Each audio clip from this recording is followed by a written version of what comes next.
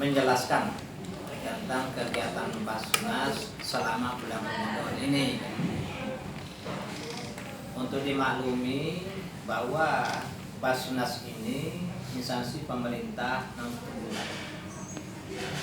Berarti berdirinya Basnas itu berdasarkan Undang-Undang 23 2011 dan Impres nomor 3 tahun 2014.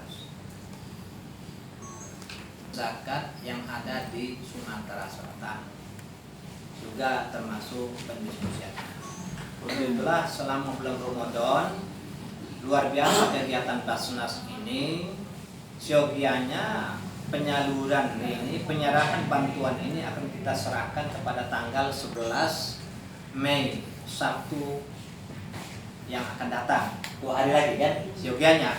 Tapi karena bersamaan dengan safari Ramadan Pak Gub ke Kabupaten Kota, kemarin saya sampaikan, maka Pak Gub minta disalurkan penyerahannya itu pada tanggal 28 Mei 2019.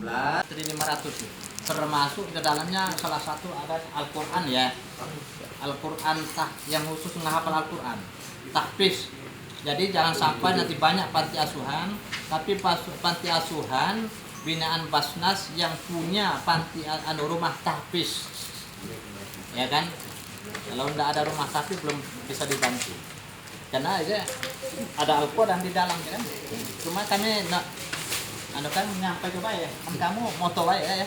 Kamu ini bajunya setiap anak yang 500 dikasih tas lengkap peralatan isinya dan bajunya kalau dia keinginan.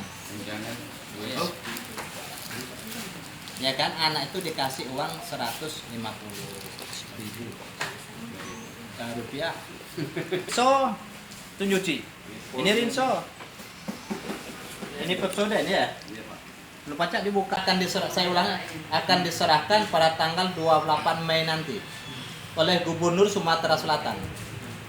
Yang saya sampaikan di dalam tadi, per panti asuhan 20 kilo, tapi tidak naik, kami naikin juga. Nah, ya ini hand Al-Quran itu, yang hafalan. Nah, siapa nak kalau kamu nak masuk ke karantina santri, kunjuk walau Pak. Yang sebelah ini sambutan Ketua Basnas. Ini sambutan Gubernur ini. Nah ya. Jadi 2 bulan suci Ramadan ada 3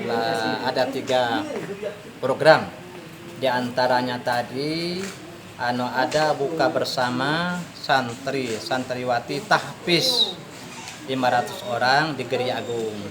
Rencananya tanggal 11 ini, tapi bersamaan dengan safari Ramadan Bapak Gubernur termasuk saya, maka seluruh kegiatan yang 3 macam ini akan disalurkan pada tanggal 28 Mei.